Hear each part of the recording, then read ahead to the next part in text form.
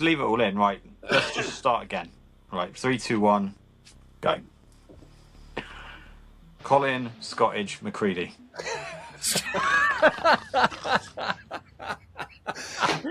Scottish. Okay. It sounds like someone out of Harry Potter.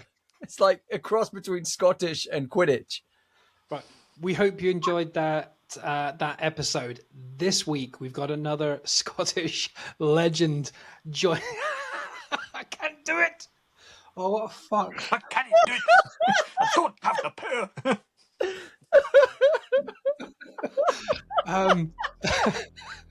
Turned into a Star Trek episode. For the people listening, we might have cut out a few bits, and oh my god, we just can't get the words out.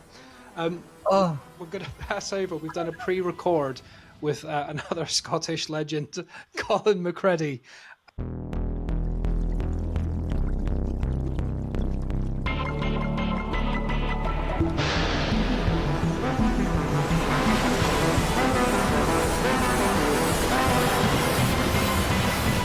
Rage Whale. Today's episode is a fairly detailed spoiler review of the BBC drama by Richard Gadd, Half Man, starring Jamie Bell.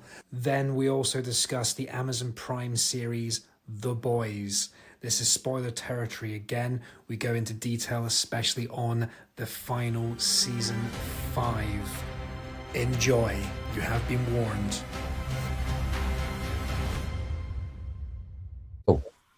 Welcome back to Rage Whale. Today, we're doing what we said we were going to be doing a couple of weeks ago, of doing a new format for the podcast. We're going to be picking a movie or a TV series and talking about them specifically rather than having just guests. Today, we're having no guests. Well, we got James today. He's back with us today. We're going to be, and I hope you enjoyed last week's episode with Gavin Bain, otherwise known as Brains from Syllable and Brains. What an exceptional guest that was to have on.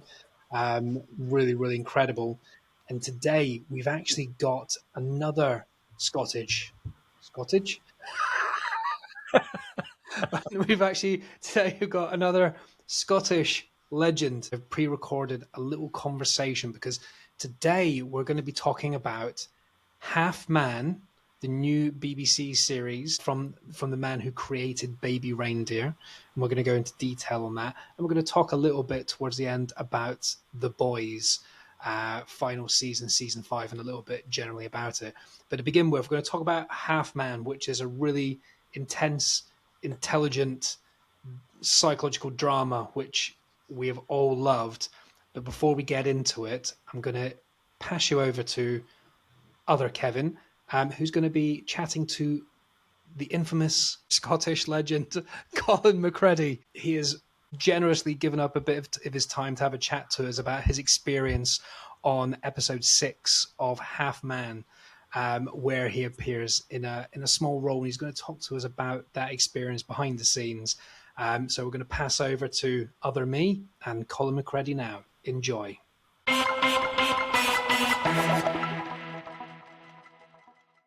And here we are. We've got Colin with us for a few minutes because he's a very busy chap at the moment, but he is being very kind to carve out a little bit of time just to have a quick chat.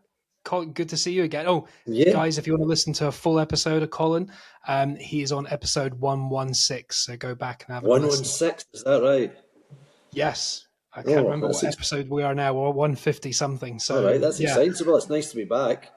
Yeah, no, I really, genuinely, like I just said, really appreciate you popping back in. Yeah, we really love the fact that to see you crop up in Half Man, and you did allude to it on your episode, but you couldn't tell us much about it. So yeah, how did it come about? Yeah, it was what they say in the business is a cough and a spit. So it was only one scene, one day's filming, but obviously on the back of Baby Reindeer. There was so much hype about the show, and it was a huge production up in Scotland. I think they filmed for about 5 months. It was 6 episodes. So I'd helped a few friends that had tapes for it beforehand, and I was obviously really keen to do something in it and be involved. And then a part came through for a part of a journalist at a press conference. And I thought, oh, that's actually quite good because, it's BBC, it's HBO, it's Richard Gadd. I don't think at that point I knew it was Jamie Bell. And I did the tape, and the scene was much longer in the tape. There was 3 journalists that all of us had much more to say. And I did a tape. I thought the tape was quite good, but that often doesn't mean anything.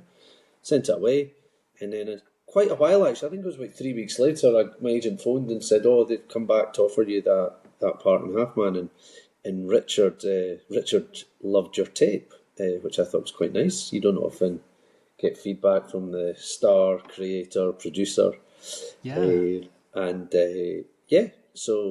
was pretty straightforward. What was quite different about it was, for a self-tape, normally you just do something in this setup, but for this they wanted a wider shot and a closer shot, so you had to do 2 versions of it, which was and it was quite wordy. It was much more wordy than the finished article. I think it was maybe like 9 lines, and it ended up being 3 or 4, I think, in the cut. So it was a nice wee gig to do. I filmed locally in Glasgow above Hillhead Library. Nothing. Oh, was it? It was in Hillhead. Yeah, which is a very sort of brutalist building right in Byres Road. And it was a nice thing to do. Tim Downey, who's a brilliant actor, was in it. Jamie Bell, who is obviously a superstar, a very, very nice guy. And what was interesting as well was the first time I've ever really experienced that the writer, Richard Gadd, was on set all the time, even though he wasn't acting in scenes. And he was pretty much doing a lot of the direction, changing lines, coming up to you, very personable. But you felt as if there was a big pressure because you could tell it was something very close to him. And he was very, very precise about getting the words 100% correct, punctuation, things like that. So you couldn't really paraphrase or anything. You can tell from his interviews and the way he talks about his projects that he's going to be very concerning about everything, because irrelevant of who's directing it. I know there's 2 separate directors, wasn't it? But his name above the door, really, isn't it? And he's going to get the criticism for everything. So I think there was so much pressure on the back, probably critical, commercial, and also probably legal.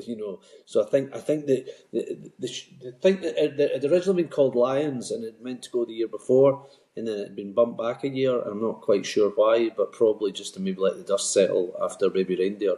But it was, it was like, as an actor living in Scotland, it's not often you can say that you're in an HBO show. So on your Spotlight show reel, I'll be putting HBO before BBC. It wasn't a long commute either for you, which is nice as well. No, it wasn't. So there was nothing particularly glamorous about it. But it was great to work with, like a big film star like Jamie Bell. I read the first episode before doing the tape, and then when I got offered it, I got sick because it was in the second block. They sent you the episodes 4, 5, 6. So obviously there was 2 episodes I'd never read, but because of the way that the show's written and the way the time jumps about and things, you could almost work out what had happened in those missing episodes. Yeah. Which kind of made it quite fascinating. I also heard Mark Kermode do a review of it, and he bizarrely got sent the episodes in the wrong order, and he watched episode 4 thinking it was the first one. Okay. And then started watching 2 and then realised he'd made a mistake and then went back. And he basically said he thinks you could watch them completely out of order, probably apart from maybe the last one. Yeah, I think it was. I think you could do 5, 4, 3. I think you could go back the way. I think it'd be very interesting to watch it because stuff is revealed in every episode, but you don't quite know what actually happened. Yeah. And like you're saying, like the amount of pressure you must have been under for Baby Reindeer to be such a huge hit. All this had to be was quite good, and it would have been a failure because there was so much hype around it. But I thought it was better than Baby Reindeer. I thought it hit really hard, a complete sort of different subject matter. But what he does really well is have that dark realism, but also some comedy elements in there. So and and it's all about the characters, and the fact that you were in there being really antagonistic towards Jamie Bell, giving him some grief, and there was a bit of to and fro between you guys. I thought that was really good. Yeah, and there was much more of that in the scene, which was a shame because obviously my character then went ahead to say that, oh, I visited Ruben in Berlin last week, and Ruben was telling me that the characters, but obviously they tightened things up with the edit, then it cuts to Ruben with a paper, so you don't need to almost explain that. It's just like a natural cut. But what I liked about the show is I thought it was absolutely brilliant. I think it's one of the most un-Scottish shows that you could ever see. It doesn't fit into any of the, a whodunit, whimsical, Trainspotting-esque, or kind of like broad comedy. It's just a show that happens to be set in Scotland, but it's very Scottish sensibilities and very Scottish swearing, and I think the swearing in it is possibly the best swearing since Peter Capaldi, I think. Yeah, he's got some good stuff in there. But like the only He thing is. Scottish really was wearing a kilt. And then you had all that as well, just to place it. But no, I thought it was great. My favourite line in it was, hopefully I can say this, here he is, Edgar Allan Poe-faced cunt. That was my favourite one from episode 6. One of the best lines ever. But that's what was so good about that. It was hilarious, but it was, you were on edge Terrifying. all the time.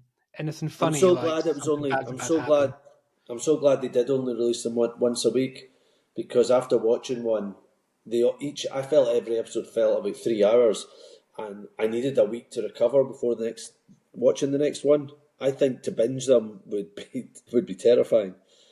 Yeah, I prefer to binge personally. I leave TV series normally until they're all ready, then do them. Right. And with Half Man, I waited. There was like 3 or 4 episodes out. Then I started. I did one, and I was out. I was like, "That's incredible," but it's so heavy that I don't think you want to stay in that world too long. No, it is a hard watch, but at the same time, it's a compliment. That's a huge compliment. It's not passive watching. You can't watch it while you're doing something. Even if you did, you'd get sucked straight back into it. No, it's unrelenting. It was a nice wee job to do, and a nice one for the CV. And as I say, nice to work with Jamie Bell, a great young actor and he's in one of my favourite books was Film Stars Don't Die in Liverpool. So he was in that, wasn't he? Yeah. Yeah, in which the adaptation, Paul McGuigan, Scottish director, did it. I really enjoyed the film. It probably didn't have enough money to maybe do it 100%. I don't think they actually went to America in it, which I think they would have been nice. But yeah, Jamie's just a great actor, and as I say, one of the scenes they filmed was in Muswell Hill in North London when I was working there. I think it was like 2015 or 16. I lived and worked around there, and I remember just walking past. We got like an Everyman cinema, but it's like an old 1930s. Old style, yeah. Yeah, I walked past and it was like a film crew, but you see that quite a lot in London. And I just looked around and I just saw Jamie Bell there. I was like, what is he doing? I was like straight onto Google trying to find what film he was doing. It was quite exciting to have him on just outside my office. It was great. The book Film Stars Don't Die in Liverpool is absolutely fantastic. It's such a wonderful story. I literally couldn't believe it when I read it. If anyone's not familiar with it, but read the book and then watch the film, I would say. Yeah, no, very good. And how was like behind the scenes? And it sounds like that it probably wasn't like a light set. It was probably quite a serious, focused, in a good way. Like I think so. I think it's often hard as an actor. One of the hardest things is just going in as a day player, going in to do one day's filming, because there was a 3 or 4 of the crew that I knew, but it's your first day, it's your last day, so you're just having to go in and focus. And there was definitely not much mucking about.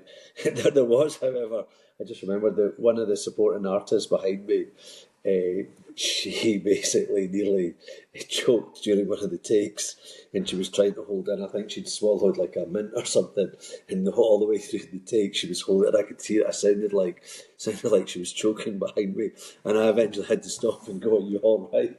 in the scene. And from then on, I think she was coughing and spluttering the whole way through. But by which point they'd established her. So yeah, I felt a wee bit sorry for her, but she was trying to not cough or splutter the whole way through it. Always happens when you got to be Yeah. serious, quiet. Like Yeah. you're at the cinema and the film's in a Exactly. quiet moment and you choke on your water while you're drinking. It's Yep. the worst. No, very good. No, well, I won't take up loads of your time because I know you've got loads of stuff going on. But like, it's just nice to hear from someone that was actually Yeah. there. That Yeah, it makes was a great. big And also, difference. there's another nice wee story is that I had to go and do some ADR on it afterwards, which is where you either Oh yeah, revoice or, and it was just one line. But Richard was leading the session, and he was very specific about what he wanted. He was, there was lots of takes just to do one line of replacement dialogue. And I did joke with him. I said, you're you're worse than Stanley Kubrick with all the takes he wanted. But I quite enjoyed, as I say, I'm a big fan of his, and it was nice to be in his company and get a wee yeah. bit of direction for him. And yeah, What was Richard Gadd like, generally speaking? Like, I know he was probably busy doing a million things, but was he good fun, or was yeah, he he was quite he was a light-hearted? really Or really personable guy. Obviously, he did have a lot, but as I say, I met him on the day's filming, then a day doing ADR. Yeah, very nice guy. He grew up in Wormit, which is just the other side of Dundee. You go across the Tay Bridge, and he's a big Dundee United fan, and I'm a St Johnstone fan, so I was giving him a wee slagging about football. And I think he's a big football fan. He was just in Soccer Aid, and I think he's a big Tartan Army fan. So yeah, just a really nice, pleasant guy. yes, I did see that. Like, posted yesterday or the day before, he was doing the soccer aid with Simon Neil from Biffy Clyro, Yeah, just he's a, running around. he's he's a Brilliant. decent player, I think. And obviously for half man, he was at the gym every day and put on a lot of weight. But yeah, you wouldn't mess with him. He No, was certainly buff. I was so shocked when I saw the trailer for this. I was like, that does not look like the No, guy from Baby Reindeer at and with all. a really weird, scary shaved head. Yeah, he was very Yeah, terrifying. yeah. It was. I was very impressed because I thought, I don't know how this is going to work because I remember him being quite a. I don't want to go as harsh as saying pathetic, but like the Yeah, character he played in yeah, Baby Reindeer yeah. was A getting kind of bullied. geeky middle classness Yeah, that isn't a bad thing, as but being a bit of a geeky that's the middle showing of a class great person. But great yeah, actor. Like he yeah. changed his character so much that you wouldn't be able to put the two together at No, all.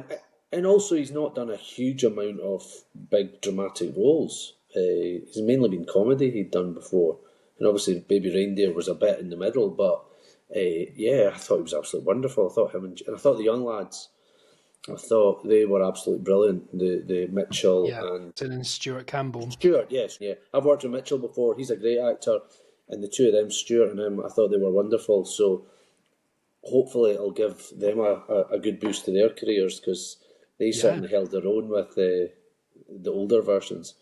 definitely. They've been around a few things like you're saying. I found out. I'm about to mention it in the episode very shortly, but the age difference, like they're playing like teenagers going into college age, Mhm. and they're both 27.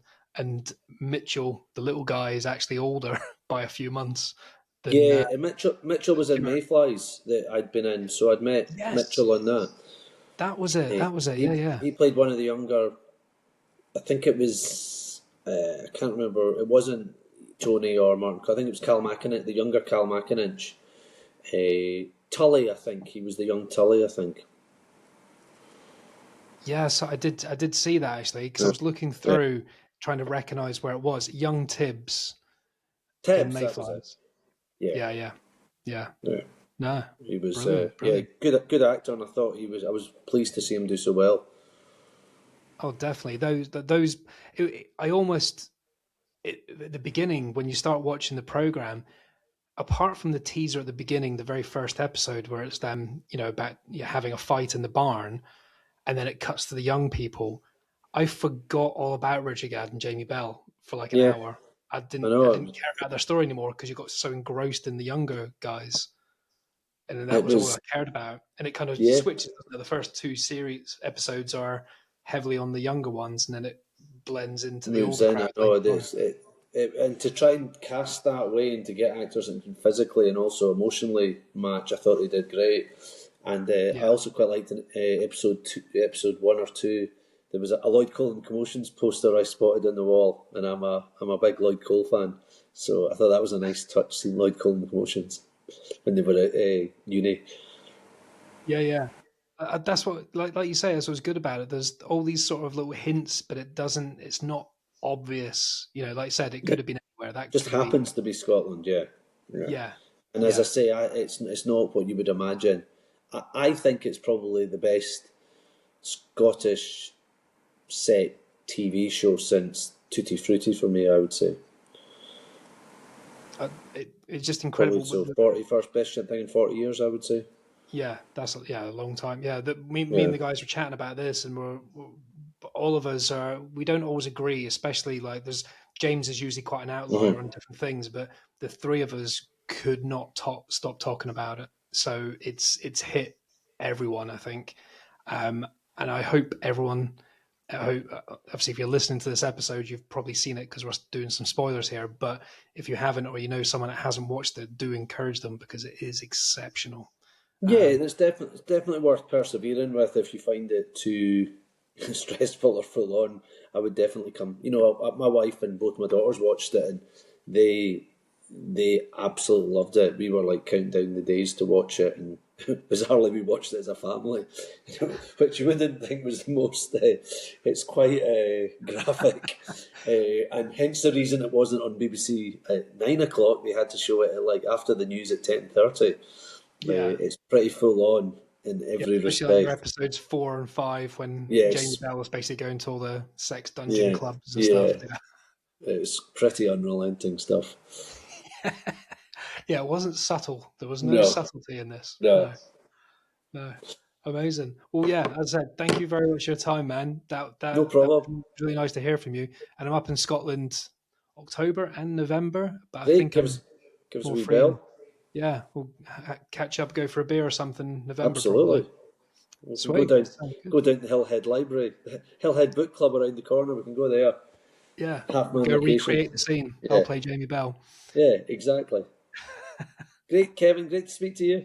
All right, amazing. Later, All right, I'll bye. speak to you soon. Thanks a Bye. lot for that.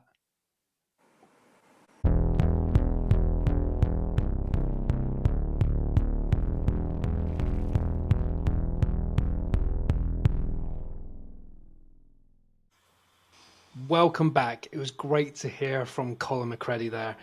So, guys, after hearing all that, be great just to get into our topic, of conversation just about Half Man.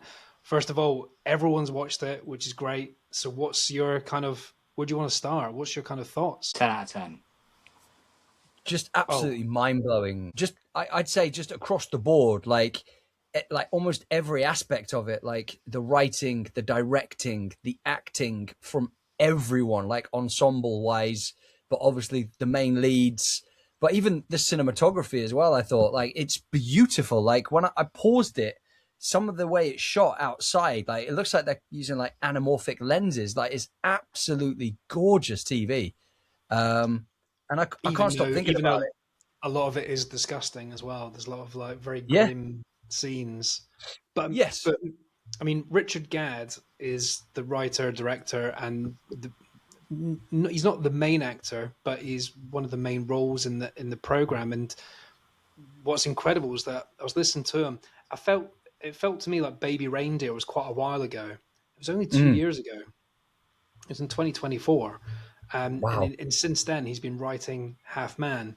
And the funny thing is, did you notice that he says the word Half Man in the 6th episode? Yeah, it's awesome. And it came that way round. He didn't write Half Man and slotted it in. That phrase came out and he loved it. So that's why he called it Half Man. We won't get into detail why he called it that, but it's definitely interesting. And already, before we move on, he's actually started writing another project. What? So he's in the middle of doing another one, which is pretty exciting to hear. I had a little look on IMDb to see if it would say what his next thing is. Is it half woman? Sorry? Half woman. No, it's called The Husbands. I don't know. This is his next thing, but it doesn't say anything of like if he's writing it or anything. So he might just have a small acting role. So I don't know if it's his, but let me read the one sentence before we talk about Half Man. It says The Husbands. Lauren finds a stranger claiming to be her husband at home. When he goes to change a light bulb in the attic, he vanishes and gets replaced by another husband. Her attic creates endless husbands, making her question life choices and contentment. So It's either going to be a comedy or a really That's- dark. That sounds genius, though. That sounds very kind of Black Mirrors almost. yeah. Every time she sends the husband up in the attic, she gets a new one and has to react. like That's Moon. every Christmas then. It's like Moon, actually, isn't it? In a weird way. Really, really bizarre. But yeah, so yeah, Half Man. It's, as we said, it is a story about two guys who are not related, who their mothers are in a lesbian relationship with each other, and they end up becoming kind of accidental brothers.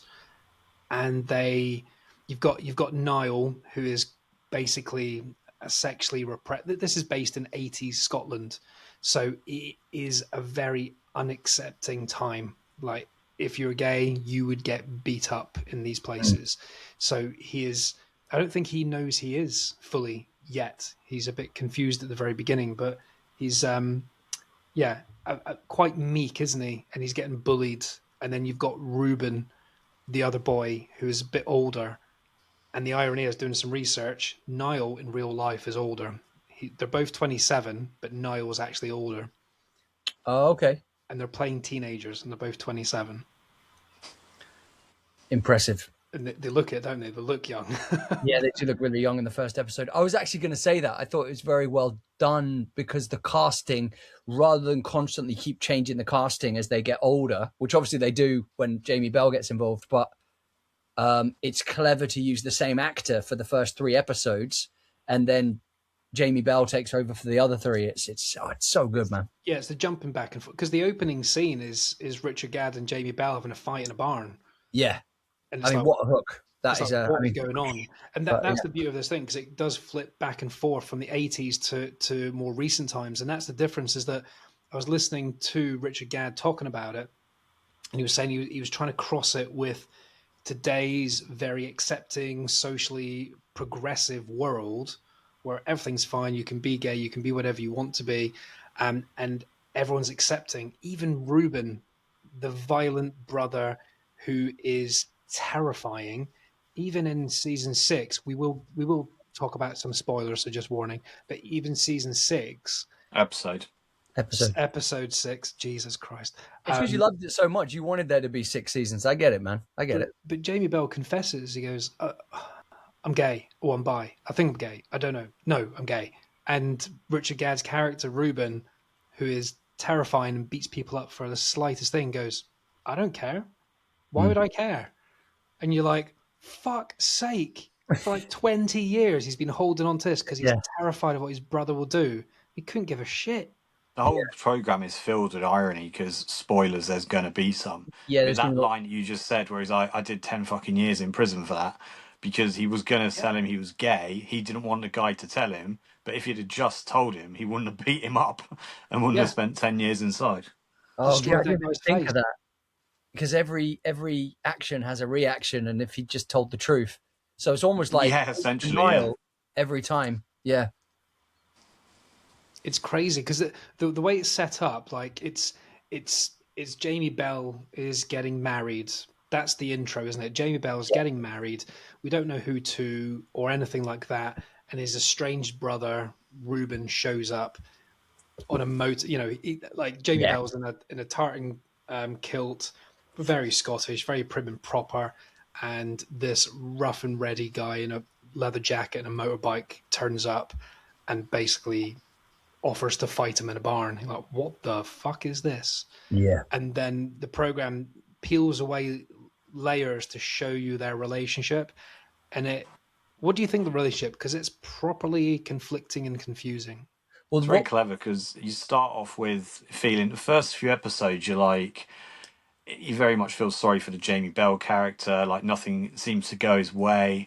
And then you start to turn, and then by the end of it, you realise that he's kind of just you realise that Ruben is almost the victim, because whenever Ruben wasn't in his life, he was being relatively successful, had that good job.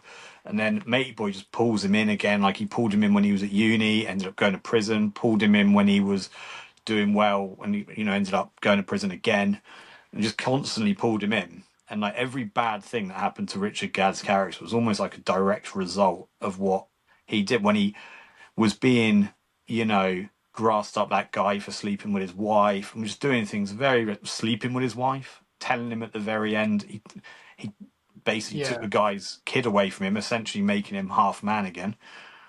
And but that's yeah. like he did bring him in, but Richard Gere's character, which is played by Stuart Campbell, he is horrific. He is a bad person. Although Niall is the catalyst for these things happening, he's not a nice person. These sort of things. No, he's still a horrible person. Yeah, he's a horrible person deep down. But then you realise they're both real pieces of work, aren't they?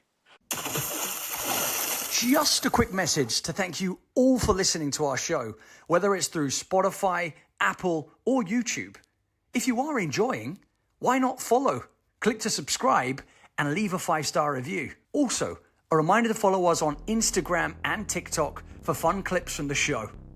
We love and appreciate your support, and thanks for sharing us with friends. This helps us to grow, improve, and continue creating.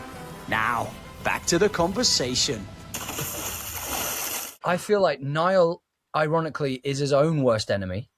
Mm-hmm. And it's like he rubs a kind of like, it's like Ruben is a genie, like a dark genie that he just rubs the lamp, brings him in.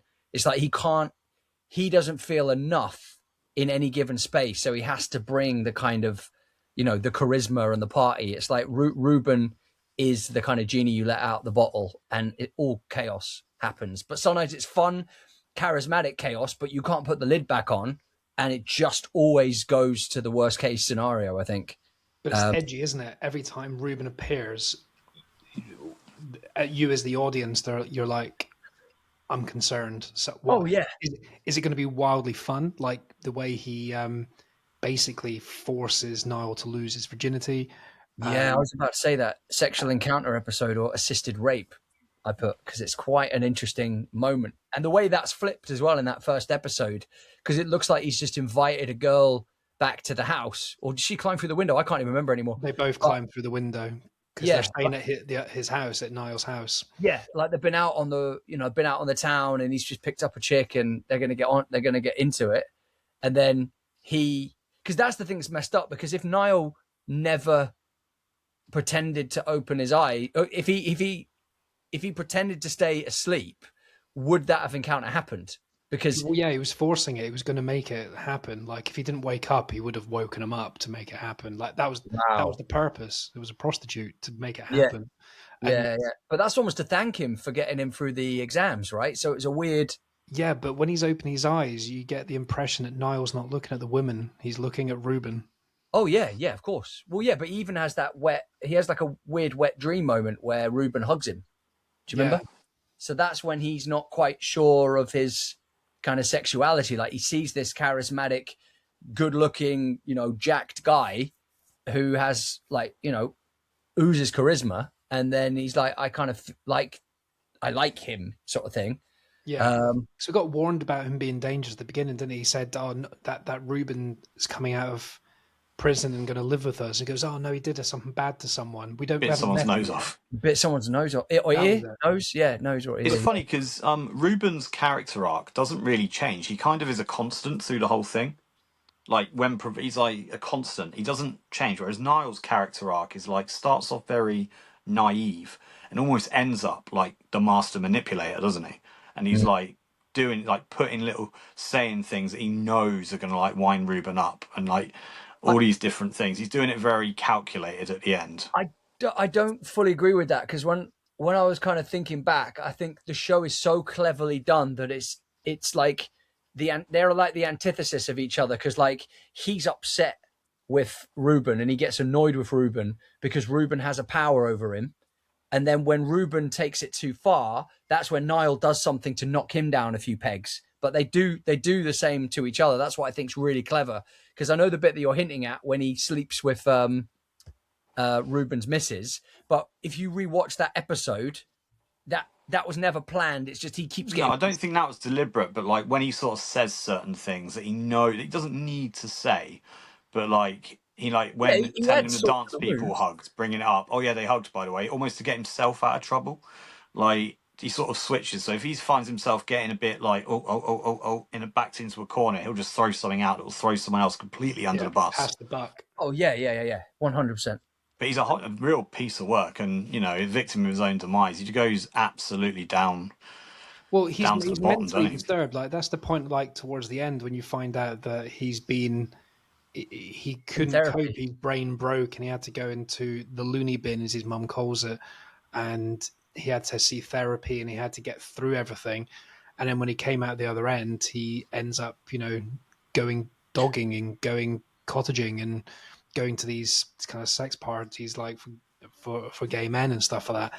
And all along, he's still pretending to be straight, and he's still not. He doesn't even tell himself. It's not even that he hasn't told anyone else. It's like he doesn't admit it to himself. Like even his mum calls him out for going to these places, and he still doesn't go, yes, because I'm gay, mum. He goes, yeah, I'm just confused. I'm not gay because I'm not in love with any of them. I just like sex. It's like, this does not make sense. It reminded me a little bit of Shame, actually, in that sense. With the Michael Fassbender, Steve McQueen film, where he's got this sexual kind of need inside him that and sometimes it's not even for the pleasure, because I didn't see that coming, that bit. No pun intended. No, yeah, but I just didn't see it getting that extreme. Like just him going from being who he was to like ultra extreme. It's like, oh, yeah, I mean, okay. But he's doing all those drugs and everything, and that those moments in the car park are really uncomfortable to watch, especially when they're all like in a line, just watching someone get done in the back of a van, and they're doing their thing. Yeah, but then he meets that guy, didn't he? He meets that bully comes back, yeah. And I thought that was interesting in episode 1 when he is getting bullied. He's getting bullied a bit harder than the average person. He's getting proper like attacked by these 3 boys. Yeah, and that's when we don't know. Again, we don't know anything about Ruben apart from that he's bit a boy's nose off and he wanted to fight him in a barn in the future. But when he's walking with them, and that's the trailer. It's in the trailer before you see the film that he sticks up for him, and you don't know how bad it happens.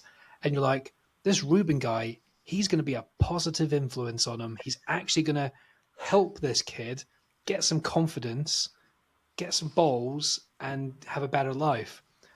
How wrong were we? But he does go and beat that kid up. The funny thing is, from a school sense, it seems to go. You don't see too much of the school. They go to college quite quick, don't they? But it seems like it got him through school and college, and then the college was when he was, called him back in. Ruben's obviously a bit older, a bit more wild, and when he breaks into the nightclub and he's climbing on that thing, he stacks it. Yeah, that's crazy. Because he's like, I don't know how I'm going to get in. He's like, I always find at that point he's doing like drugs and that. Whereas at the school they don't ever really mention drugs apart from like cannabis, but they don't mention like that whole moment actually at the club. Like I think it's the first time when Niall's out and he's so drunk and so drugged up that he pisses himself at the bar, and the guy has to look after him. I didn't even notice that. Yeah, and the guy's like, "Let's get you home," sort of thing. He tucks him up in bed, washes his clothes and tumble dries them or whatever, and it's like it's a beautiful moment of that guy showing compassion and how much he cares, and it's a really kind of touching moment for Niall, and he's just so frightened that he just can't give in to the love that he wants. It's kind of a forbidden love in a way, really. Definitely a powerful program. It gets you I like programs where like you change your opinion almost every episode on the characters. Yeah, because really, apart those two, they're really the only characters in it that you have any sort of connection with, because the other people, maybe his wife kind of, but she's still a bit bitty. I agree. They're all periphery characters. None of them are main roles. They're all to emphasize. But there's a lot of periphery characters, which is crazy. There's so many, but you really only got the two. And I will say the one thing I not wish was different, but I think they could have done, but it's just an opinion, is I do wish the wedding reveal was a little later on, No, because what do you they mean? do the wedding, as in who he's getting married to, it's quite early on. No, it's like episode 3 Episode or three. 4. Is Yeah, episode but they three. do that, and then they do the whole introducing him with the girl that he gets pregnant. I wish they kind of played that a bit more before. Then you might have been like, oh, he was marrying her, the what girl he got pregnant. No, I think it paced it out quite well. But I know you said, yeah, we don't need the reveal that because we needed to know within episode 3 because he goes to the doctors in episode 4 with diseases and to get himself checked out, and he needs him there to make that connection. So it kind of makes sense. They could still do that, but have him still. Because then you're like, is it with him? Is it with his what? Because that girl kind of just Well, they're disappeared, all didn't she, with there. his So baby? we still don't know who's getting married to till like towards the end because they're all there. I All the suppose. I thought when I watched it, I was like, oh, I wish they'd left that a little later because they didn't have to give it away. It didn't add anything to the story. I don't know how well you remember the episodes. I wondered if we could do it through episodic rather than jumping around, or I don't know. Going into that much. We're only doing a short. Not. Yeah, I don't know. I watched I made the mistake of watching one, and I watched another one, but I basically watched everything twice because I watched things. I thought, no, now I really want to remember what I watched. So I ended up watching over the weekend. I probably watched half of it twice. I watched the second 2 episodes, then watched them again, just because I felt like I was missing bits. So and it was so easy to watch. I was like, I'm going to watch that again. Well, I think the kind of like main takeaways and stuff are things like they haven't shaken off the damage and the trauma of their youth, and they're kind of frozen in the same attitudes, even though the world's improved and developed around them. They've still got the same sort of kind of attitude, and it doesn't. Toxic masculinity is a bit of a buzzword, and it's probably not completely accurate here, but it is relevant. But like Drew was saying about going for episode to episode, we don't have time to go through everything in I don't mean a detail, deep dive into each episode. I just meant at least it gives us a structure than jumping around, but it's fine. Well, that's the good thing about the program is it does jump around. It is back and forth. But like episode 3, I think it's when it got tasty because episode 1 was the intro. Episode 2 is when he starts college and he stamps on the guy's face and goes to prison. Yeah. It's the biggest consequence. But episode 3, I think, is where it got interesting because that's when it was called The Lie. That's what I've called The Lie, that episode, because it's all about the lie they're creating, and he's forced into having to lie on the stand because of this. Luckily, he doesn't. But it's a whole big build-up that he has to, and he's getting bullied into it. But because ironically, he's getting bullied by his mum and Ruben's mum because she's on a deathbed sort of thing. She's dying, and it's like she's got cancer. Didn't she like survive another 15 years or something? Yeah. She's he's getting bullied by Ruben as well. He's already terrified of. Yeah. But he ultimately he did the right thing.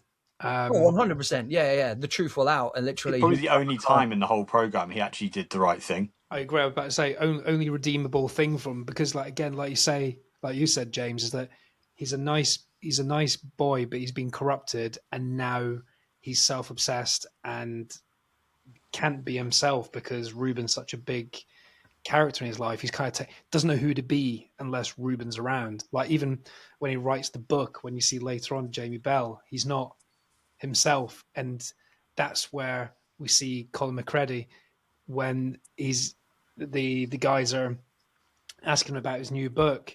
They're always asking about the Ruben character, and Jamie like, it's not a real character, isn't it? Based on your brother. We heard he went to prison and he did this. He goes, no, they're just jumping off points. It's completely fictional. It's nothing like that. And they're like, well, guys, stop talking about his brother. Have you got any questions to ask the Jamie Bell character?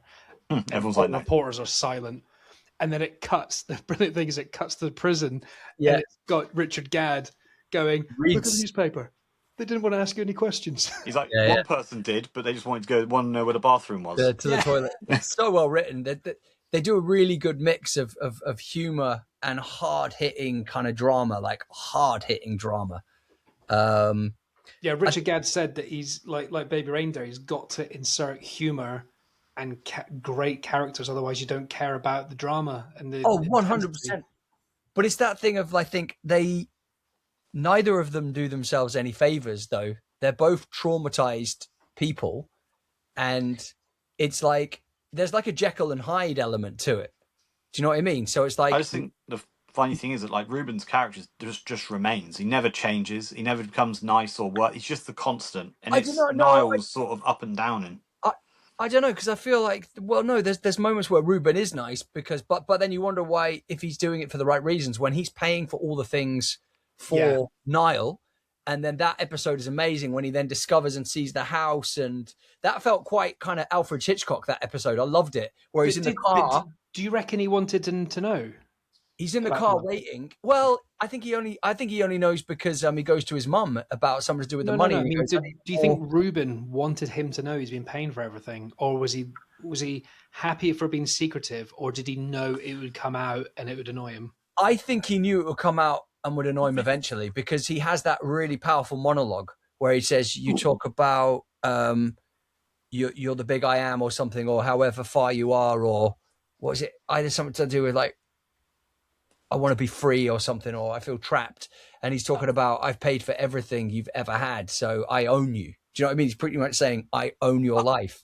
I'm on a bit of a fence for that, because he only really comes out with it when the matey boy finds out he's lost his job and does a bit of like detective work, doesn't he? It's kind of like forced out of him when he's like, "That's why you need the money back." Yeah, because I took a loan. Why did you take a loan out? Max out credit cards, sorry. So he's kind of backed into a corner where he kind of has to say it, doesn't he? But I think when he says it, even now, you don't think he really wants to. No, but that's what I mean. I think there is an element of wanting to care for Niall, but it's also it's like a double-edged sword, because he'll use it to his advantage. Because at one point he's like, he then becomes his bitch. He's like, "You're my cleaner," and that's how all that awkward stuff starts to unravel. Because he's like, "You owe me, so I'm happy to do this. I'm happy to have control over you." Because then he's like his little puppeteer, and he even says, "I own you." Isn't that Niall's fault as well? Because there's almost a bit where, when he finds out he's been given the money and stuff for that, he could have paid him back. and he gets a loan, or he gets a bunch of money, he gets like 30 grand, and he goes, No, he borrows it. He borrows it from the girl's dad, doesn't he? The girl's dad, his girlfriend's dad, is pregnant. And then he still splurges it, and he's like, "Well, no, he goes to like a hypnotherapist in order to like and then robs him, doesn't he? Being gay, so that it creates an element where he can be bisexual, or." And he robs him, doesn't he? He says in one of the scenes, he's like, "Yeah, he emptied my account." Like, so it's another reason why his selfishness and his unable to accept himself has got him in trouble. And then Ruben, who probably would have been absolutely fine with certain things, but because he had the money and wasted it, that's when he's pissed off. Well, but when you realise it's because Ruben needed the money, that's why he's more pissed off. Because when you think, at that point you don't know he needs it, like he just wants it. He's got this massive house, 6-figure job. He wants to be this provider, and I think when he gets caught out, that's when it's like, shit, and it has to tell him, but it's like for the wrong reasons. I think that's why that is Niall's Achilles heel, right? Is the fact that he can't be honest with himself about the fact that he's gay. And I think that's what makes him a half man, if I'm honest, which I think is interesting, because he's a shell of a person throughout all the episode, and all the characters he knows, they all out him on it and go, "We know you're gay. We know you like boys. We know this. We know that." And he's the only one in denial of it. Even that bit in the library where he's caught and that guy's got all the footage and goes, "I'm going to put this footage out unless you pay me $5,000 or something." He's like, "What?" So it's like the universe keeps putting him under pressure to be honest. Be honest about your sexuality. Be honest. He got away with so much. And I love the fact you said denial about Niall. Denial. Niall's in denial. But to contradict what James was saying earlier about like Ruben being the constant and actually not that bad, and he's forced into stuff because Niall brings him. Oh no, I never said he wasn't bad. He was always horrible, but he never changed. Episode 6 makes you realize how horrible he is, because he's not nice at any point, but like you say, like you're right, like Niall drags him into and forces his hand to be an extremely bad person. But when he's talking about his partner, you realize that behind the scenes, with his 6-figure job and his car and his house, he is controlling, and he will not let her do anything. She wants to start dancing. He is like, no. And he pays for everything, so he expects everything in return. Yeah, like he's a control freak to that level, and he doesn't want her talking about things inside the house. That stuff's really quite scary. That kind of toxic relationship there. I do think there's kind of a funny highlight. It's not well. There's two funny bits. Like one bit is when they're in the car park and they're both off their nut, and that lawyer's there trying to like defend him, and he's like, "Can you at least blink like every now and again?" Yeah. And do you know what would have made that absolute peak cinema? And I was praying it would happen. I don't know if Kev's still there. If he's just left. Go on. I'll wait till he comes back. Yeah, but you can also listen to it back. Someone's got to keep talking, otherwise. Yeah, but he might have I'll say about. I've got 2 points to make, and he's just left. It's unbelievable, isn't it? Yeah, that's fine. Did you do anything nice at the weekend? People don't know that unless they're watching the YouTube. Did you do anything nice at the weekend, Drew? Just just chilling, man. No, I was working. I was listening to. We'll talk amongst ourselves while he comes back. I was listening to Theo Von's podcast the other day, and he had Joaquin Phoenix on it. Oh yeah. And Joaquin Phoenix was like, this podcast called Weekend Just Gone. He's like, yeah. He's like, why'd you call it that? He's like, well, I started it on Monday. It's like, Kev, I was about to say there's two bits. There was one bit that when I watched it, we were talking about when they're in a car park and they're both completely off their head, and the solicitor's trying to like be professional with his eyes just like, it's like quite a funny, like almost Wolf of Wall Street kind of thing. Yeah, he's on drugs. He's trying I think they missed the trick. It would have been peak cinema if, when they went off, you just in the background heard the solicitor crashing his car. Like, because he's like, no, I'm going to drive, I'm fine. And if you'd just seen him like plow into another car, it would have been so funny. It was still a realistic joke, wasn't it? He was like, I'll meet you at the court, and he goes, what? You're going to drive? And he just shrugs his shoulders like, yeah, and? If he just gone bang into a car, that's so right funny. There, they're a foot away from you. But actually, guys, that's a perfect example of where Niles is his own worst enemy, because he says something because he wants to get out, because he needs to get to the funeral or something, right? Every time he needs to be somewhere, the world is against him pretty much. So then he says, I've taken meth and such. He tells the actual police officers because he needs to get booked, pay the fee and get out and go to the funeral, right? Because he doesn't want to let his mum down. Yeah. Again, forced his hand. Yeah. And then so when his mate turns up and he tries to be his lawyer and says, oh, my such and such hasn't done anything. And then he's like, he just told us that he's done meth and blah, blah. And he's like, what? Why did you fucking say that? And it's like... That was it. He goes, the drugs, things come back. You've done cocaine and meth. And he went, oh, I didn't know I'd done that. Because his cocaine had been spiked with meth. He wasn't, right. Oh, okay. Like, so right. Positive for cocaine and meth. He's like, funny. Didn't know I had meth. Yeah, the whole thing about Niall lying is like, I think they make a really like obvious, almost comedic point, and it reminds me again of something like you'd see on bloody Skins, where he's sat in that doctor's room and it's like men, women, both. And he puts in that and scribbles it out. Yeah. Then he starts to be honest and scribbles that out and then does it. And it's just like, for God's sake. And it's both. Like, but he's also lying at that point for no reason. He's lying to a doctor he's never met, never going to see him again, never going to judge him, legally can't tell anyone anything. So he's lying at that. I think they make a point that he lies even for no reason. Well, no, even that could affect his health.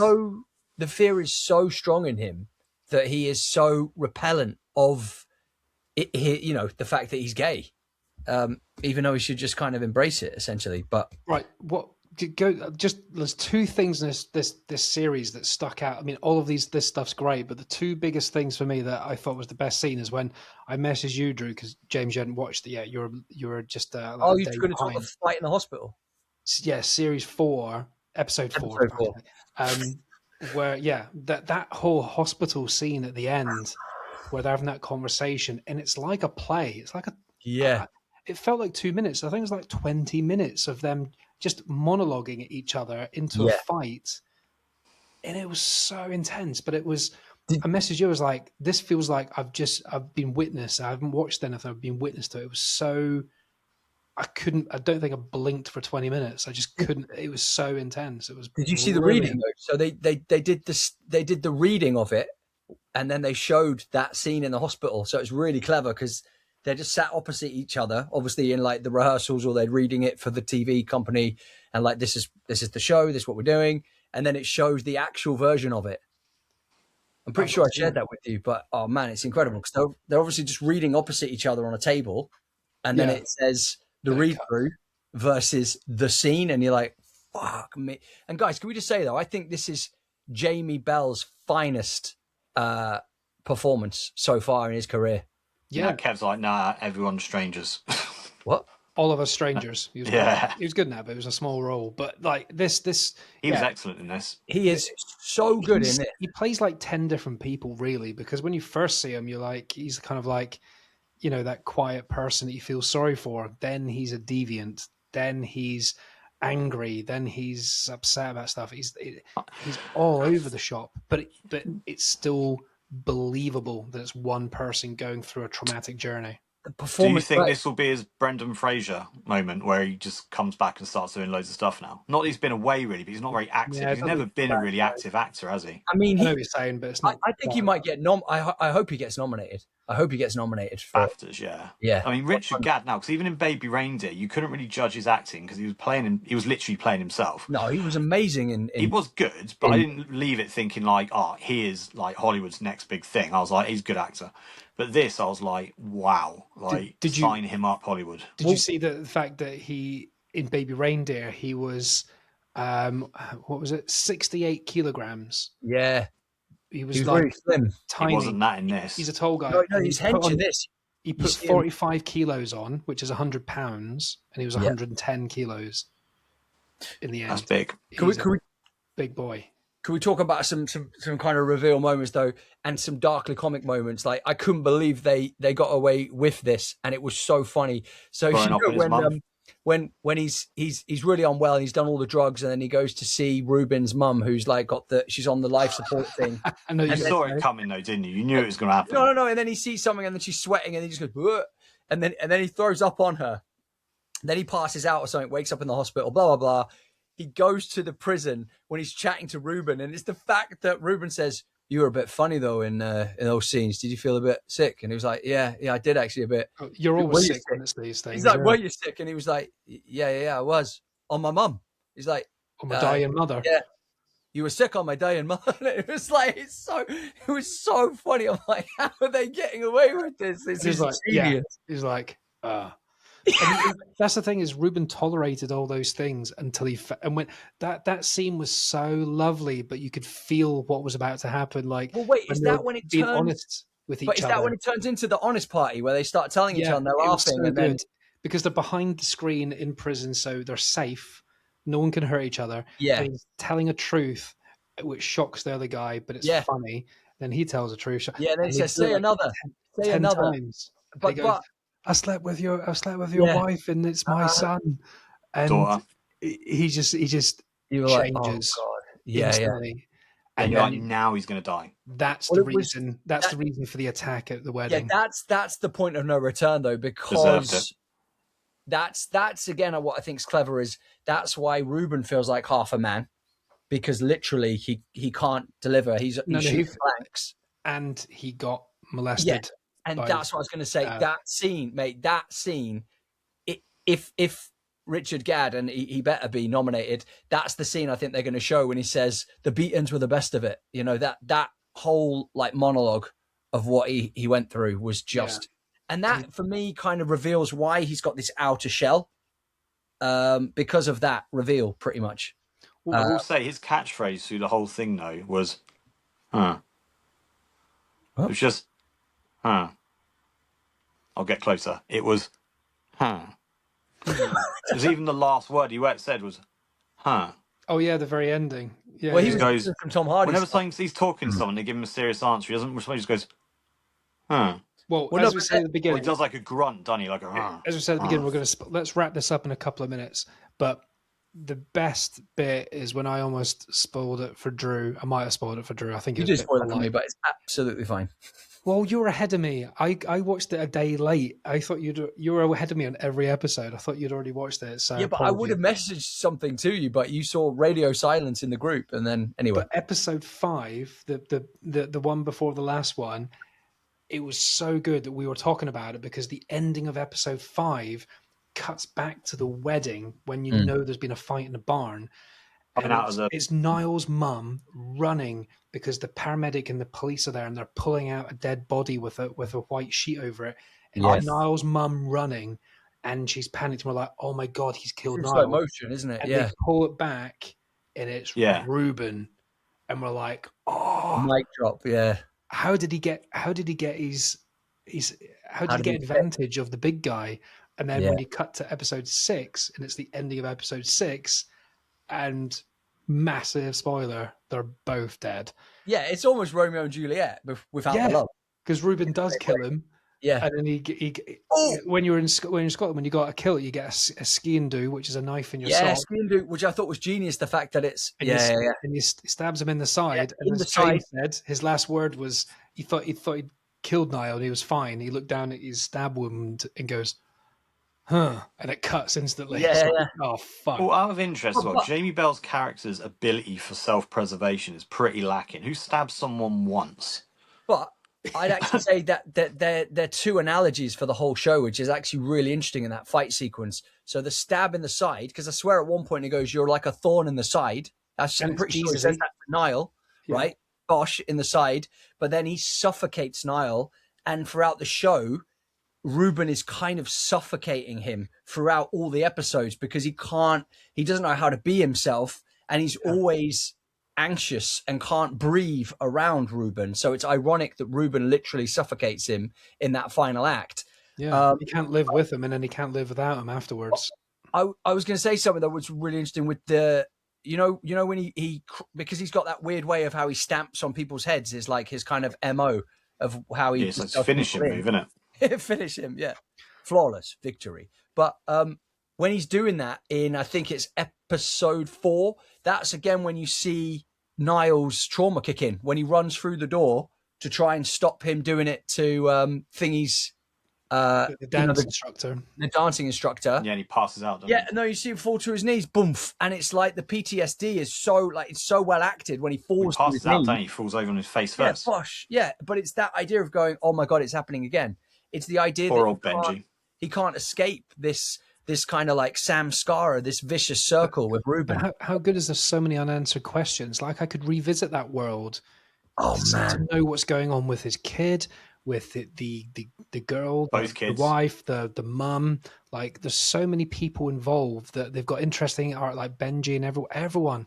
Like what are they going to do next? Because they're all interesting people, but obviously Benji's going to have a headache. To be honest, I might buy it. I think when it comes to buying it, I might buy it, and I hope it's got like some behind the scenes and the making of, because I think that will be a real treat. There's quite a lot of stuff on YouTube. I checked out a couple of bits. Yeah, I was looking at a couple of them, but I just think it's such a great and powerful drama to revisit. And like we were saying, it treats the audience as intelligent. It doesn't baby feed us anywhere 100%. Near. It does some clever jump backs. It's like you have to pay attention. This is not eat popcorn and just enjoy BBC stuff. This is like hard-hitting, dark, kind of quite divisive in places. Like you're torn between morals for different characters, and they just kind of go off a cliff. I was surprised it was on BBC. I mean, it's the best thing BBC have put out for a very long. I couldn't tell you the last time I opened BBC iPlayer. Was Baby Reindeer Netflix? Yeah, I think so. Yeah, I was really surprised. It's not really BBC's cup of tea, is it? I was thinking that though. This could have been, this Half Man could have easily been like Netflix or Amazon. Yeah, it's mad. I'm sure we'll go to it at some point, but I think it shows the. Well, BBC and Netflix are like that, aren't they? So it will be on there. Well, yeah. Should we end this bit and have a brief, not a long one, but a brief chat about The Boys, because obviously that's unless anyone's got any final comments on Half Man, they need to go watch it. We've ruined it for you, but go and watch it anyway. It's still fun. Well, no one's going to watch this episode unless they've seen it. Yeah, it's a lot of idiots. It's been drip fed weekly, so I think the people who are interested will listen to this episode. And no longer is Rage Whale clambering for views and everyone to watch. We want to release episodes about specific things that we enjoy. Exactly. And you listen to the ones that you've seen so you can enjoy the conversation and have your own opinions. So shall we chat about The Boys?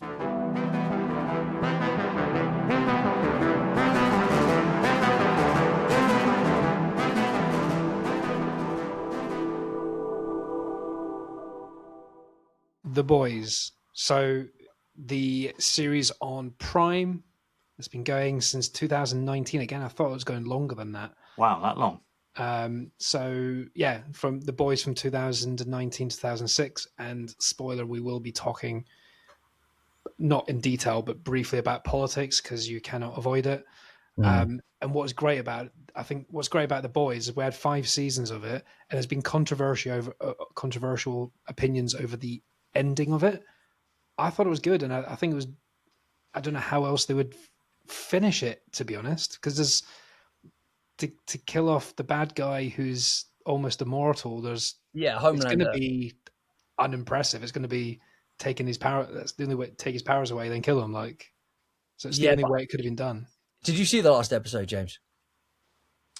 Is that where they killed Homelander? Yeah, live though. It's so darkly comic. And he was like, "Oh well." I'll tell you something though. What I thought was going to happen, which I thought would have been really dark and clever, and actually does make the episode seem better when I say it like this. You know that he said he was going to have a second coming, and it was the idea that he wanted to come back almost like Jesus, rising, because it was like Easter time or whatever. I was saying to Sarah, I was like trying to predict it, thinking, I was like, how mad is this that Carl, what the fuck is his name? Anyway, Carl Urban. Yeah, Carl Urban's. I can't remember the name of his character though. He's gonna kill Homelander, right? Butcher, that's it. Butcher's gonna absolutely kill Homelander. They're gonna leave, and while the footage is still running, Homelander's somehow gonna get up and survive. Everyone's gonna believe him, and that is his coming. That is his rise. And I thought that would have been so good. And then he is invincible, and then the whole world goes to shit, basically. But I mean, just for the people listening as well, I'm sure you're listening because you've seen it, but the general premise is that it's basically a group of vigilantes, Billy Butcher, and a bunch of random people that are trying to take down the Supes, which are the shorthand for superheroes that basically abuse their privileges and their special powers. And it's like, what is it called? That they're called the Seven, the big head honchos. And the writer and the director, I'm not sure how to pronounce his name fully. It's Eric Kripke, Kripke, Kripke. Sounds right. Kripke. Yeah, maybe. He's basically written it as a political satire, and it is about corporate greed, celebrity culture, media manipulation, fascism, the far right, and Donald Trump. Homelander is Donald Trump. He is 100%. And it ain't obvious. It's so obvious. Well, even with the golden statue, like there was even moments where the actors were saying we couldn't believe that Trump had the golden statue, and then you jump to that episode where Homelander's like the gold statue, like it's the person that just believes himself horrendous, and like even to the point where The Boys has literally copied things like the January the 6th, insurrection. They basically did that in The Boys and done what Trump's done in real life before he did it, where he's like, everyone that's all the bad people that have done all the horrible things, they've just pardoned them and he's killed all the other people. And they're making the Starlighters. So one of the heroes, Starlighter, who defected because she knows she's with a group of arseholes. Yeah. She's gone to be the good person. But unfortunately, the media conflict has made her look like the terrorist extremist when she's just the one trying to help. And it's like, this is, apart from explosions and people flying, this feels like I'm watching the news. Yeah. Well, except with flying dicks and stuff like that. Like that guy with the ball sack that's like nunchucks and... Yeah, and big penis guy. And big penis guy. But what's great about that, I think what's good about this series is that it's such a good concept because, like, think about it, all these superhero things we watch, like Superman, Batman, whatever, what's more realistic? Someone's going to go around helping people, or someone's going to start taking advantage because they got superpowers? What do billionaires do? That's why Brightburn was so good. Billionaires don't go around saving world hunger. They build spacecrafts and go to the moon. If you're a superhero, you don't save... In penis-shaped rockets. Yeah, but if you're a superhero, you don't catch women falling off buildings. You blow buildings up because it's a laugh and you can do it. Yeah, we'd be honest, we'd all do it. So The Boys is more accurate than Superman and Batman and Spider-Man put together. What were your thoughts on the final season, though? Because, you know when they were trying to bring in Gen Z, everyone was saying, like... Huh? Gen V. Oh yeah, Gen V. Sorry, but they got that was like they were criminally underused. Yeah, well, they're in series 4 as well, weren't they? They popped into that one, Yeah, and in Gen V. So for the listeners, there's another series, another program yeah, called two Gen two V, two seasons of Gen V, which I thought was yeah, brilliant. I loved that. But which is like college students learning their abilities. yeah, And in this, yeah, they're used a little bit, but there yeah, was supposed to. the But Blood Woman, she wasn't used yeah, at all, was she? this is what I mean about this. Is why a lot of people are upset, because the way that they were building up Gen V and going, you're going to be one of the most powerful. They even say you're one of the most powerful, like soups that you'd be able to beat Homelander. And she's like, no ways, no ways. And I thought they were hinting at that, and that's why they were going to bring them in. So she was going to get involved in the fight, but they just have like 5 minutes of dialogue in like two That was episodes. a bit weird. I think they just didn't want to be involved or something in the story. Like, I don't know. Well, no, they do want to get involved, but Starlight was like, no, we're good now. And she's like, what? Because like her and A-Train. It was more exciting the other way around in the second Gen V series, when that was amazing. some of the Season 2. boys appeared in it. Yeah. That was cool. Well, yeah, because A-Train and Starlight turned up and said, and that's when you realize, that's one thing I'd say in season 5. A-Train's redemption was beautiful. Yeah. That was he gets killed because he tries to avoid running that woman over again. Yeah, similar what I mean. woman. But what I mean is that goes full circle. Yeah. The reason he does the right thing, slows down, almost breaks his leg by trying to. But to be more specific on that scene, and I loved it because when, I don't know who I was talking to, I think it was before we did the podcast, so it might not be you guys, but I messaged someone saying, you've got to watch this program, because I put on The Boys, and this is when no one knew anything about it. We just knew it's a bit of an edgy superhero program. I turned it on, and within 1 minute, it's Huey, one of the main characters, holding on to his girlfriend on the curb of outside the record store he works at, saying goodbye, giving her a kiss, and then he's holding her arms. Yeah, like you're saying, and then there's a whoosh noise. Yeah, he's covered in blood, and he's still holding her hands. And he looks down, and there's no body. He's just holding 2 arms. And A-Train has just run so quick, just eviscerated her. But in this, not just the scene you mentioned there, but in the very end, Huey is outside the record store, the Starlight is joined, and they're holding hands in the exact same position on the curb. Yeah. And obviously she just flies off into the sky, and she's pregnant. Yeah. It's beautiful. Probably shouldn't fly whilst pregnant. But also, I'd say that is the catalyst, though, because if you think, once that happens to Huey's character, that's why he blows up. He shoves that thing up. What's his name? Midnight, or whatever his name is. You know, the invisible dude that's silent. Noir, sorry, yeah.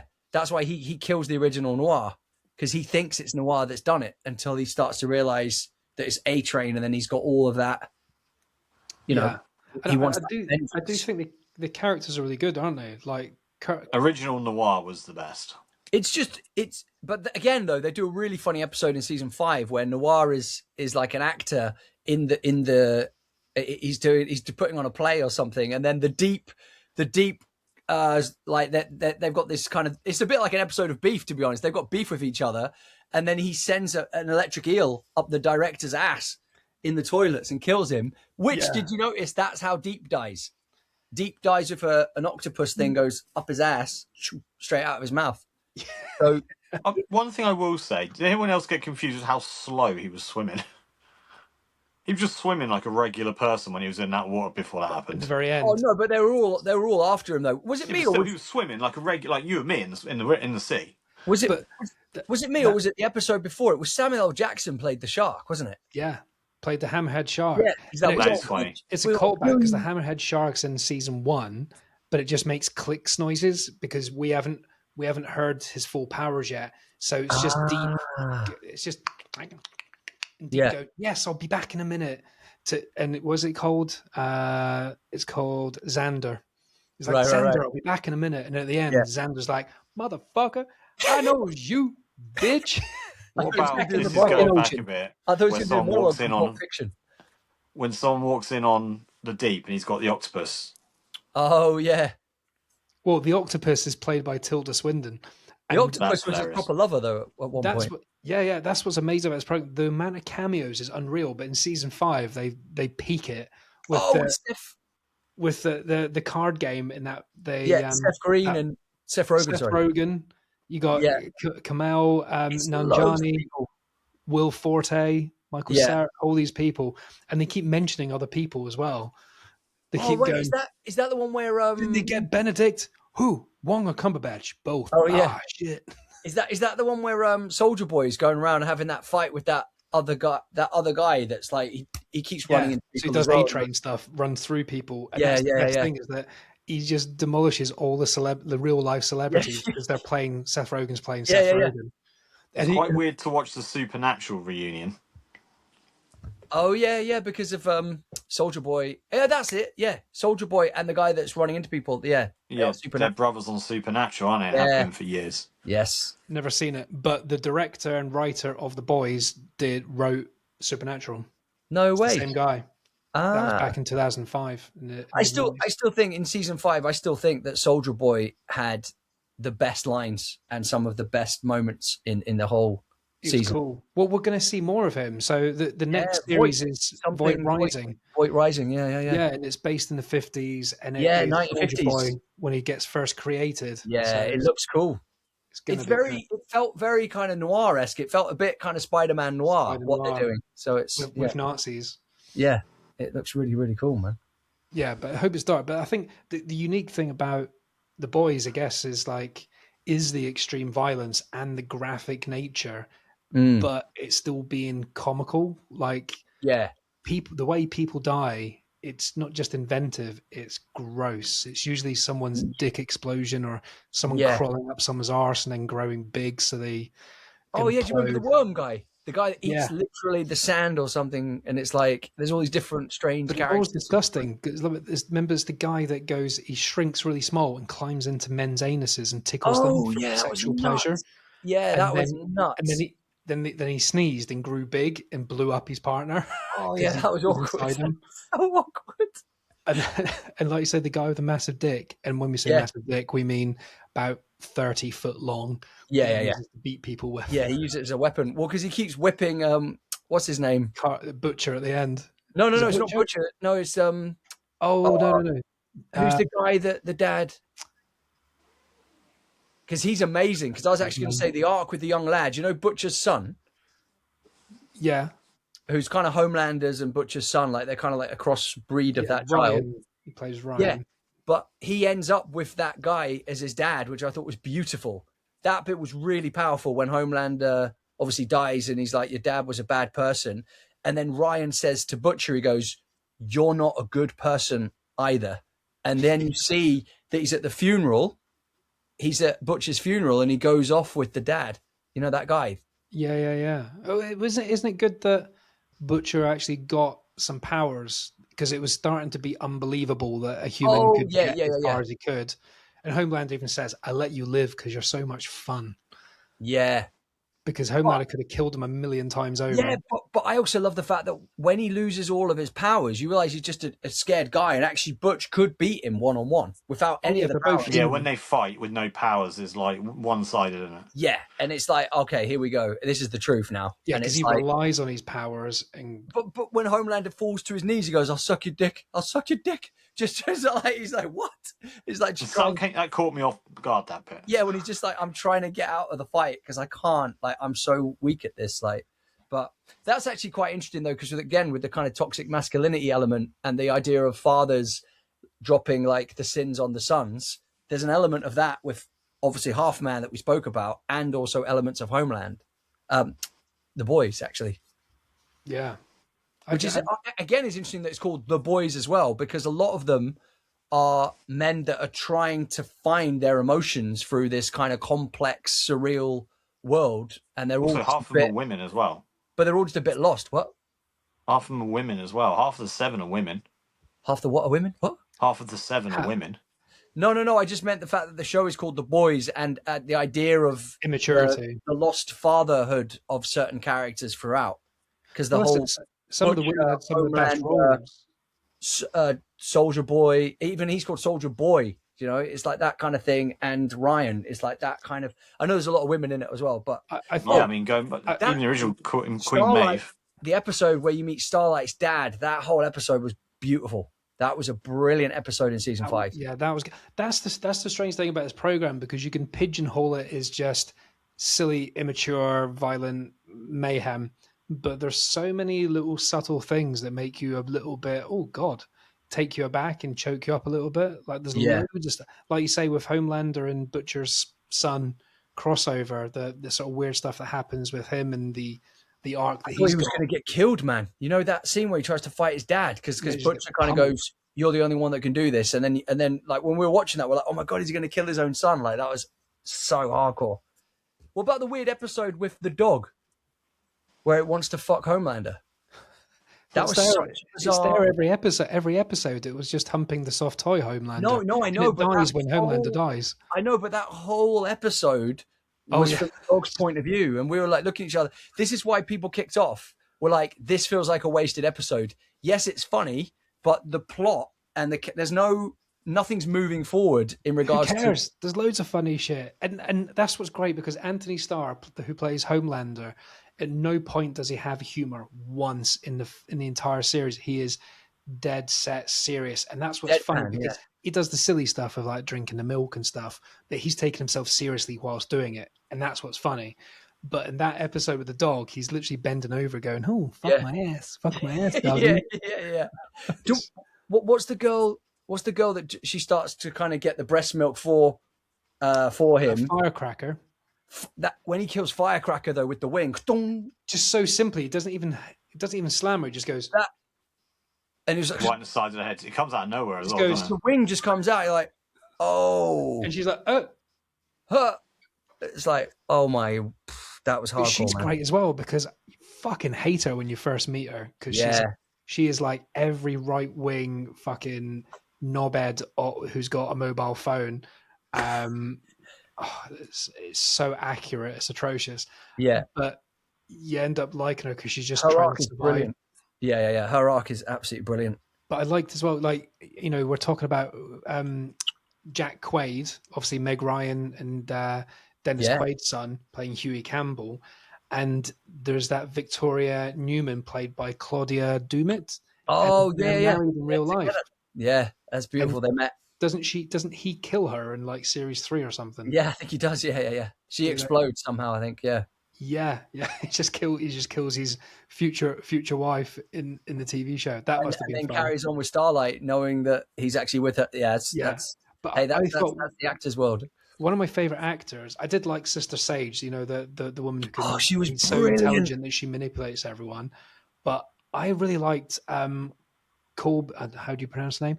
Colby Minifie plays Ashley Barrett, who ends up being the Homelander's president, prime minister. Oh wait, is that the one that's got the extra head on her? Yeah. She was genius because she's in Gen V as well. She's one of the not teachers, but she's one that comes in from the boys to oversee the college every now and again. She to Gen V occasionally. But I like her as a character because she's been through a lot.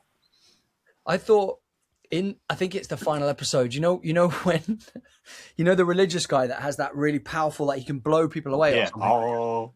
And then she talks about the ball thing for in the bedroom, and then they literally put it on, and then he blows his own head off because he blows so hard. And she went, nothing can penetrate these balls, and he's like, poof. It was like, it's just clever how they have plant and payoffs for certain like weapons or random objects that will then come back in the episode. And what about the cat and dog as well? You know, the cat and the dog character, and then finally they kind of get it on.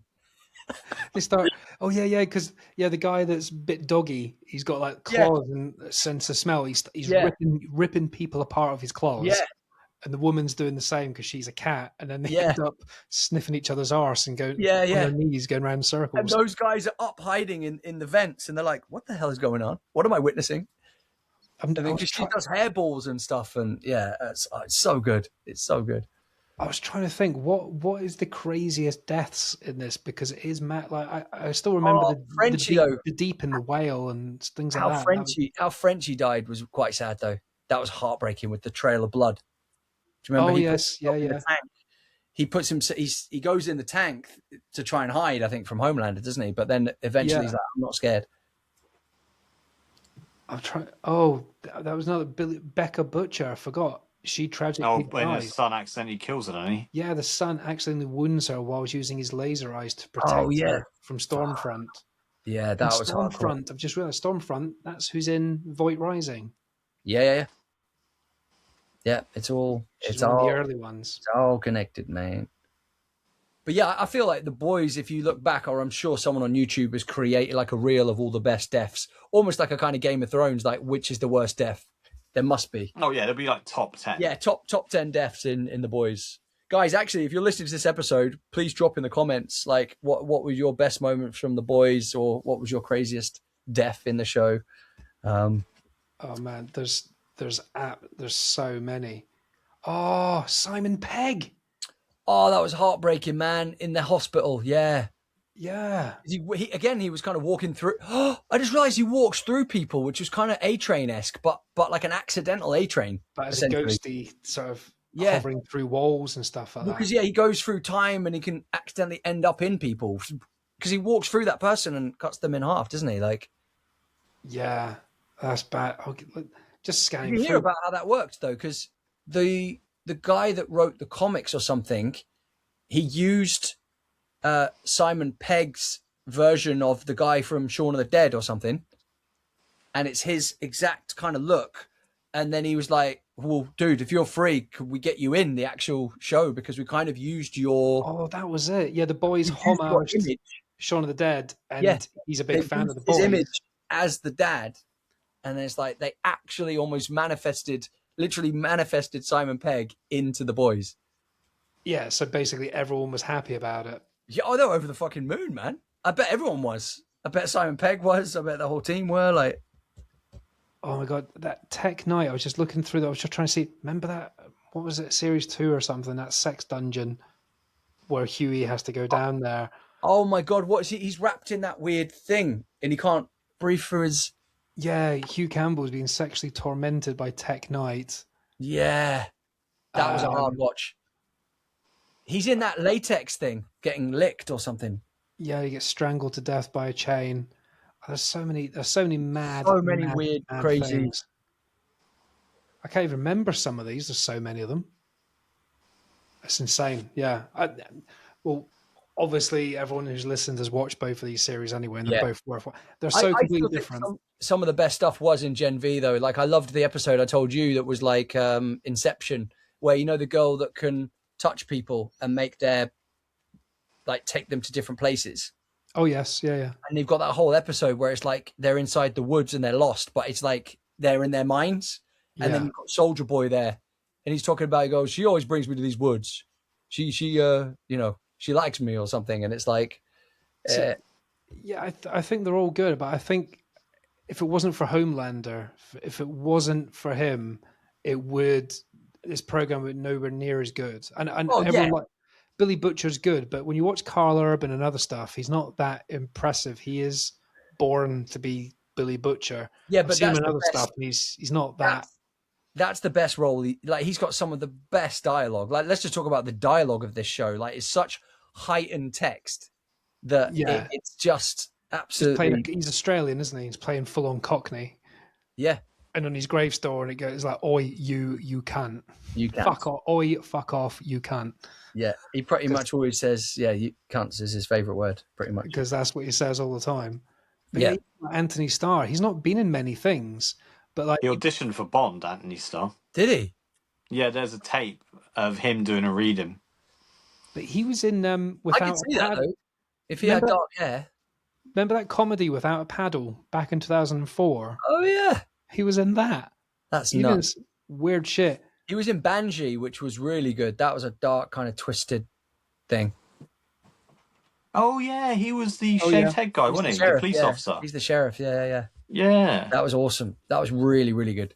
He's actually he must be good. He's a good actor then, because we didn't even. Oh, he's great, man. He's been so lots good. of stuff, but lots of stuff you'd never recognize him in, and not that big shows. Saying that, wasn't it Xena?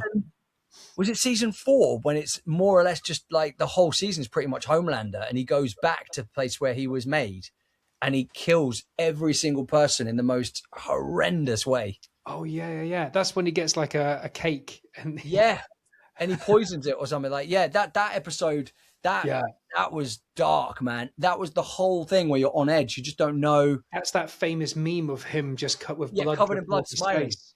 And that was good because there's so many scenes of like bad guys covered with blood on their face, but it was it was constantly dripping down his face. It wasn't just like a red face. It was like actual bloody, syrupy, dripping stuff. Yeah. Well, he tells that guy to get into that vent thing. It's going to explode. Thing, yeah. And he's like, no, you're kidding, right? And he's like, yeah, no, get in there. And it's like he just does all this. He just tortures everyone that basically made him.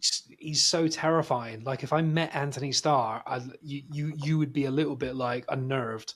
No, because I've seen him in interviews. He's like a really he's silly, isn't he? But like if you just appeared with a stern face on.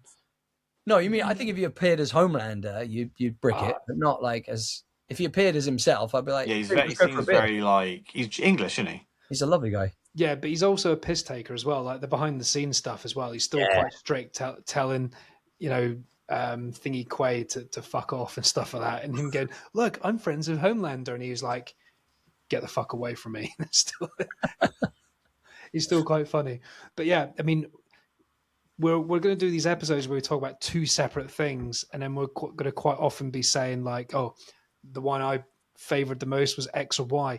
Last time we discussed two horror films, and it made sense to kind of compete with Hokum and Obsession, which one we prefer. Can't compete these. Today, these are not similar in any way. I don't think it's fair to do that. Oh, no ways. I love them both in completely different ways. Yeah, like a 6-series supervillain film versus a 6-episode man versus psychological, whatever you want to call it. We're going to do that a lot. Next week, with any luck, if it all works out, we're going to be talking about Scary Movie and Backrooms. Which is a scary. You can't get any more contrasting than that. Exactly. So we're going to just so we don't have one topic. We've got two topics to talk about. I think that's cool, though, man. And then you could come in for any one you want, or come for both. It's like whatever draws you in. Fantastic. All right, cool. Do you prefer coming in Backrooms? Do that.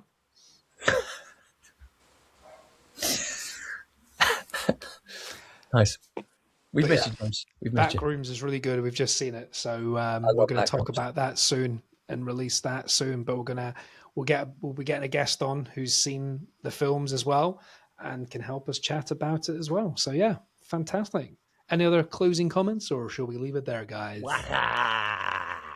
So that's just in regards to. It's a week early, Drew. Well, yeah, but it's coming. It's in the post.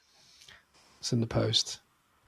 I was trying to think of something else there, but I couldn't think of it quick enough. And now I'm talking about not thinking about it quick enough, which is dragging out, not doing something, not quick enough, or being good enough to do it at the same time. True. Bye. You could have just said bye, actually, yeah. I was trying to do an impression from Obsession or Backrooms, but I can't think of anything that happened to Backrooms. No. Backrooms is hard, though, because he doesn't really say anything apart from, I'm an architect. I am actually an architect. I am an architect. He goes, and you know what? You know what the best thing about these guys? You can eat them. You can eat them, yeah. That was fucked up, man. That is weird. Fucked up. Cool. All right. See you later, guys. See you next week-ish. Bye-bye. Bye. This has been Rage Whale. Thanks for hanging out with us. We hope you had a whale of a time.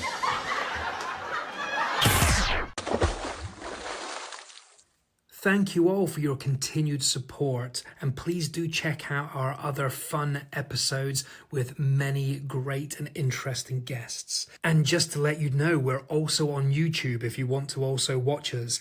But do give us a follow on Instagram and TikTok, and we'd love a cheeky 5-star rating on here if you had a moment. And if you do want to support us further, we do have merch. The links are here and on our socials. It's ragewhale.tmill.com.